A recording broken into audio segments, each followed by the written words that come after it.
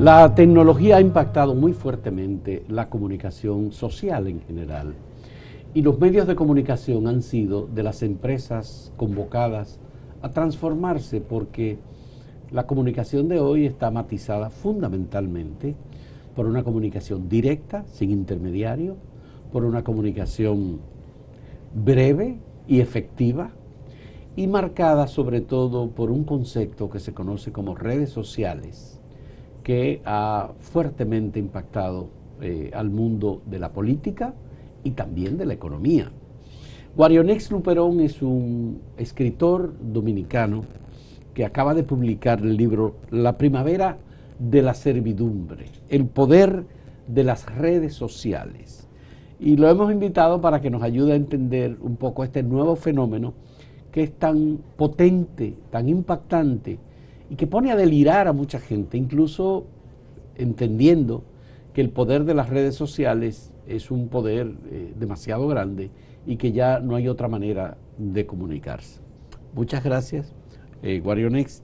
Cuéntame lo de la primavera de la servidumbre, el poder de las redes sociales. Este libro, ¿se fija en lo que está ocurriendo en la República Dominicana o es nada más que un análisis sociológico global del fenómeno de las redes? Lo primero es darte las gracias. Para mí es un placer compartir este espacio contigo, que es una figura que ha aportado tanto a la democracia dominicana como periodista en tu ejercicio periodístico. Mi texto es un texto, primero un homenaje a un sociólogo alemán que se suicidó, que se llama Walter Benjamin.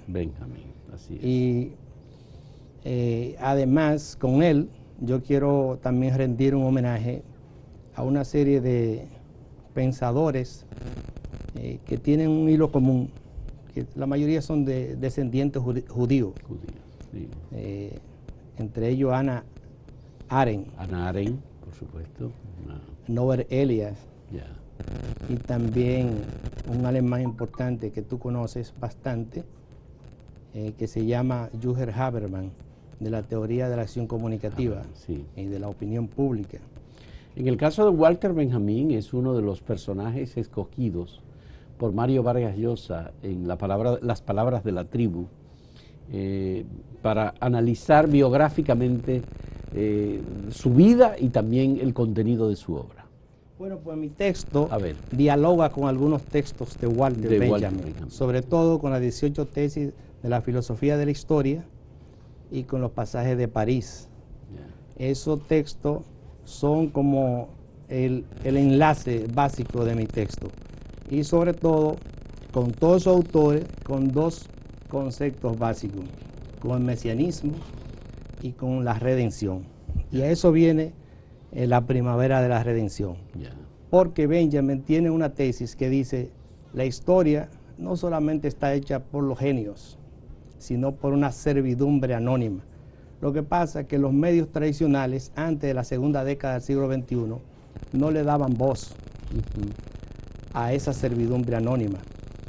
Esa servidumbre anónima, Gregorio Luperón le puso un nombre. Pero es en definitiva donde va es al pueblo embravecido y rebelado. A eso se refiere esa servidumbre anónima. Ahora, ¿las redes sociales son una representación de ese pueblo? Ahí voy. Esa servidumbre anónima, a partir de la segunda mitad del siglo XXI, de la segunda década del siglo XXI, por primera vez surgió un espacio que se llama, no el Internet viene como protocolo, como arquitectura, protocolo, eso viene de los 40. A partir de la segunda década del 2021, surgió lo que se llama el espacio público igualitario de las redes sociales. Las redes sociales tienen dos componentes desde el punto de vista humano, de los derechos del sujeto, que era una realidad abstracta desde 1789, desde que se hizo la Declaración de los Derechos Humanos y del Hombre y Ciudadano. Desde esa época de que se hicieron las declaraciones, por ejemplo, de independencia de los Estados Unidos y antes, de 1776, cuando hicieron muchas constituciones en los estados de Estados Unidos, de Virginia. Los individuos, las clases populares, lo que eran sujeto jurídico, pero no era una realidad política. Con la estructura pública igualitaria de las redes sociales se recupera el discurso y se convierte las clases populares, sobre todo las clases populares, en sujeto político, porque las élites simbólicas siempre han tenido acceso a los medios de comunicación. Ya. Pero ¿tú crees entonces que las redes sociales representan una puerta de entrada del colectivo a la lucha social y política? Es el medio de comunicación más democrático que ha tenido los más medios en la historia humana. Bueno, pero eso es parte de una evolución tecnológica. Porque hemos tenido los periódicos, que fueron los primeros en surgir, como los libros, los periódicos, la radio y la televisión posteriormente, ya con la imagen. Pero y recuerda sonido. Que mi trabajo se centra no en las élites simbólicas. Lo que han tenido acceso y control, como dice Ángel Rama, un lingüista uruguayo importante, lo que han tenido control del discurso, de la práctica discursiva en toda la historia de esos medios de comunicaciones tradicionales que tú muy bien has señalado, han sido las élites simbólicas. ¿Cuáles son esas élites simbólicas? Eso que llama T. Bandy, un lingüista holandés y experto en análisis del discurso. Las élites simbólicas, ¿quiénes son? Los periodistas, los escritores, los abogados, los doctores, los psiquiatras, los que tienen control del discurso. A eso también se les llama emisor privilegiado. Exacto. Porque tienen la oportunidad de algún modo de representar grupos o sectores. Pero de eso han vivido tradicionalmente todos los medios de comunicación. Sí. Y las imprentas, lo que publican libros, etcétera. Es decir, el emisor privilegiado está ahí. El alma colectiva individualizada, normalmente. Sería esa la frase de Luperón a la que me refería. Pero cuando digo, realmente entonces las redes sociales representan una revolución en términos políticos y comunicacionales. Sí, por supuesto. Incluso, mira por qué detalle. Es que se ha cambiado el paradigma comunicacional desde el punto de vista de quien relata la historia. Ajá. Tradicionalmente, la centralización del discurso que existía en los medios de comunicación tenía un enfoque, un punto de vista, lo que se llama heterodiegético o extradiegético. O sea, el periodista o el narrador, el escritor, escribía desde su punto de vista, él solo. Narraba su versión de los hechos. De los hechos. Ahora ya eso no existe. Ahora existe una narración intradiegética o homodiegética. Yo puedo ser parte de la noticia. Mientras Fausto Rosario Adame está describiendo un hecho noticioso importante de la República Dominicana que está pasando simultáneamente, yo puedo intervenir en tu análisis y decirte, tú estás equivocado, Fausto. Sí. Entonces, eso no existió antes. ¿Y por qué existe? ¿Cuál es la importancia de eso para la democracia? Es que ahora mismo, como dice Michel Foucault, las clases populares, porque es un análisis importante que hay que hacer, han recobrado una condición de sujeto hablante. Y el sujeto hablante tiene posibilidad de contar su propia historia. Ya yo no necesito un periodista que cuente mi historia. Yo la cuento mi historia. Pero esa es una versión, digamos que muy limitante de la acción profesional y de la acción, digamos, del intermedio. La empresa periodística como tal, estructurada, tiene una ética, una deontología, hay una experiencia, hay una práctica. No la puedes eliminar. El periodismo es parte consustancial del sistema democrático. Pero el hecho de que Donald Trump tenga 60 millones de seguidores en Twitter y se comunique directamente, no elimina. Donald Trump, el Washington Post le contó la cantidad de mentiras que había mencionado en su historia como emisor de información. Y dice que superó los 25,000 mentiras. Entonces, yo creo, vamos a hacer una primera pausa. What are you next? Vamos a hacer una primera pausa y retornamos para ver si aterrizamos un poco el tema en el contexto dominicano. En un momento retornamos con Guarionex Luperón, autor del libro La primavera de la servidumbre, el poder de las redes sociales.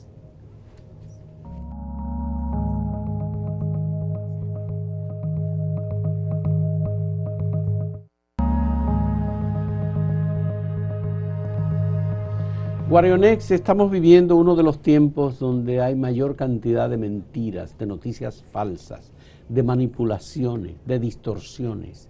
Y hay que incluso hasta especializarse en esquivar y desechar las fake news. ¿Cómo se interpreta esta democratización con tantas mentiras y falsas mentiras o medias verdades? Yo lo quiero ver de otro punto de vista, porque hay un politólogo de origen judío también británico que se llama Isaac Berlin. Sí. Él habla de la libertad negativa y la libertad positiva. Es mejor tú tener todas esas negatividades que existen en las redes sociales, en la opinión pública, que contener la opinión pública, con censuras, estableciendo algunos criterios de censura que a la larga van a limitarlo al sujeto hablante. Porque en el fondo, tú me hacías una pregunta ahorita con los periodistas, pero no los periodistas, es el discurso de los expertócratas. Ya un psiquiatra no se puede poner a venir a hablar, ni un médico, ni un sociólogo. Es el especialista. Ni el especialista, no, y eso no existe. Realmente. Por ejemplo, tú como comunicólogo estás dando una versión sobre las redes sociales, pero la tuya es una sola. Pero tengo que competir en una infodemia de información que tiene las redes sociales, porque mire lo que pasa realmente, es que las redes sociales son el carnaval, es la estructura del carnaval. Sí. Yo veo que en el libro tú hablas de la carnavalización de las redes sociales, de la comunicación vía las redes sociales. Porque es la mejor representación. Hay un estudio que hizo Mijael Batin sobre el carnaval, sobre todo en Dostoyevsky, también en el medieval, pero también en las obras de Rabelais. Y dice que una de las propiedades que tiene el carnaval es que no tiene escena, no tiene espectadores, ni tiene actores, ni tiene jerarquías. Eso es las redes sociales. Las redes sociales no tienen escena. Un periodista, por ejemplo, tú hablabas de cómo se producen las noticias, tú eres un hombre que es experto en eso realmente, pero sí, es verdad, las noticias tienen agenda, tienen un gabinete de producción, tiene agendas, pero eso no existe en las redes sociales.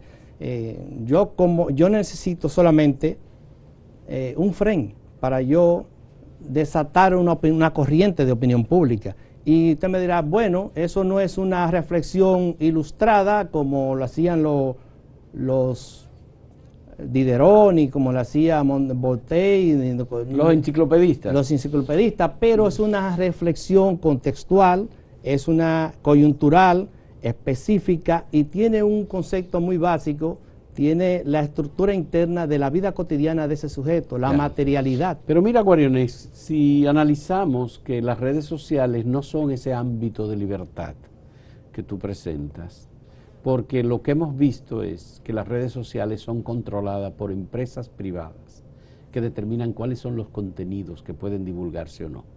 En YouTube tú tienes muchas limitaciones. Hay palabras que tú mencionas y que son excluidas inmediatamente. En Twitter a Donald Trump le prohibieron divulgar información y ya no está, fue excluido.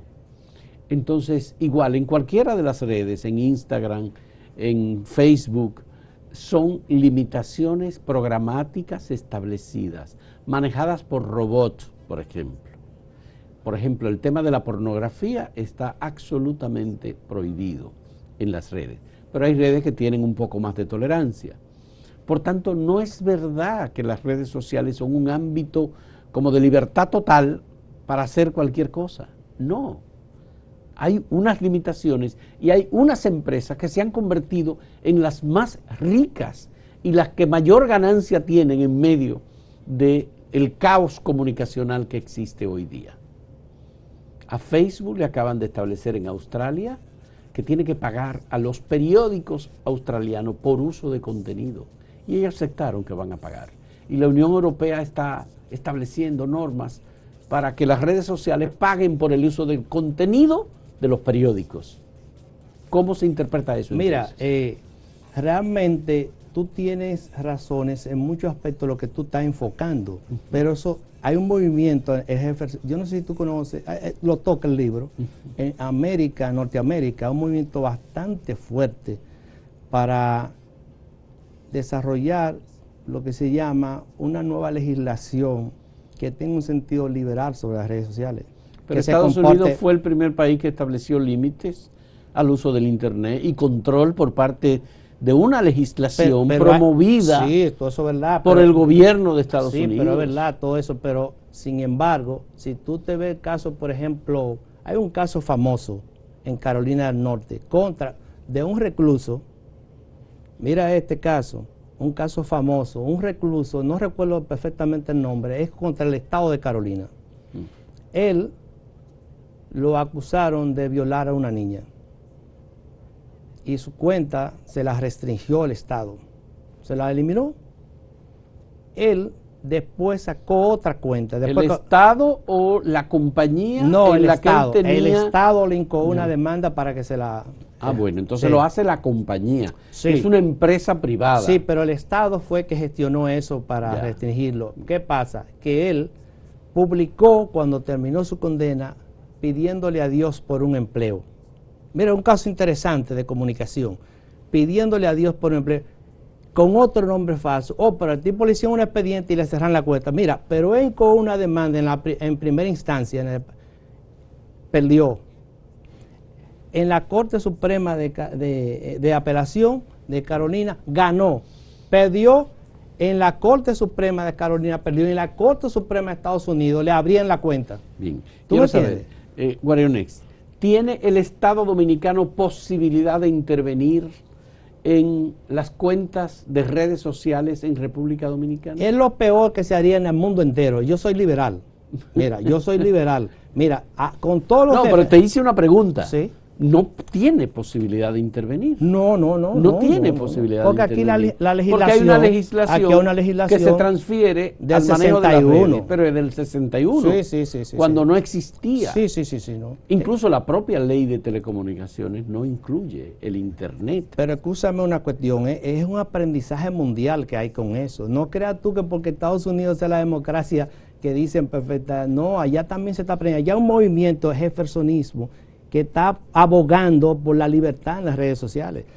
Oye, eso es un movimiento. Y hay el principal filósofo norteamericano, se llama John Roy, dice que todas las instituciones públicas tienen que tener un enfoque liberal en la legislación.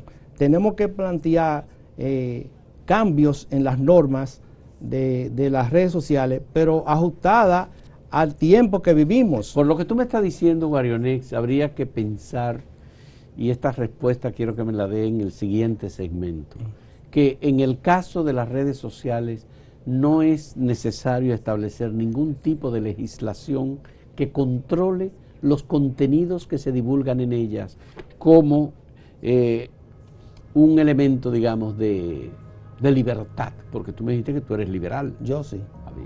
Vamos a verlo. En un momento vamos a tener la respuesta de Guarionex Luperón a esta pregunta sobre la libertad o no dentro de los contenidos en las redes sociales. En un momento volvemos.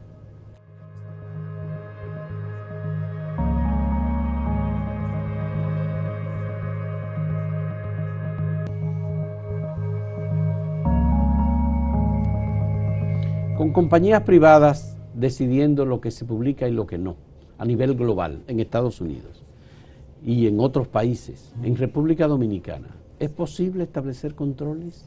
Mira, en el libro se enfoca ese tema de las 4 tecnológicas. No solamente sigue el proceso que se llevó en el Comité del Congreso de Antimonopolio, y nosotros enfocamos el caso de Donald Trump, ahí en el texto, y de la también legisladora Ocasio. Sí. Entonces, Ocasio-Cortez. Ocasio-Cortez. Demócrata por el que Nueva usó York. las redes sociales Sí. para subir y después la acabó. Y Obama también usó las redes sociales Sí. para Entonces, ascender políticamente. El planteamiento nuestro de ahí, y puede servir de ejemplo también al país, es que nosotros asumimos el primer planteamiento que subió el CEO de Facebook. Ajá. Mark Zuckerberg. Ajá. Exacto, que era que estaba de acuerdo que se controlaran las redes sociales, pero y estaba incluso que en contra de Twitter con la sanción a Donald Trump al inicio. Y lo que yo planteo también en mi texto, sí, yo estoy de acuerdo, pero tú no puedes ser juez y parte. Tiene que ser una institución extra a ello, una institución del Estado que pueda definir y ojo, no con conceptos abstractos como está en la ley de 61 de aquí, y que irreverencia, la difamación o la ofensa, sin definir qué es lo que es una ofensa.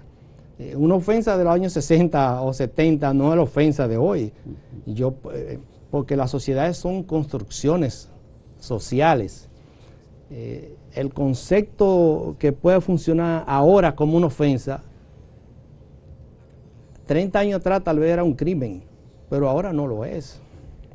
Pero tú sabes que hay una denuncia que se estableció muy claramente, que el gobierno de los Estados Unidos influía, conocía y manejaba la data de todas las grandes compañías de telecomunicaciones y de redes sociales, porque tuvieron que darle acceso.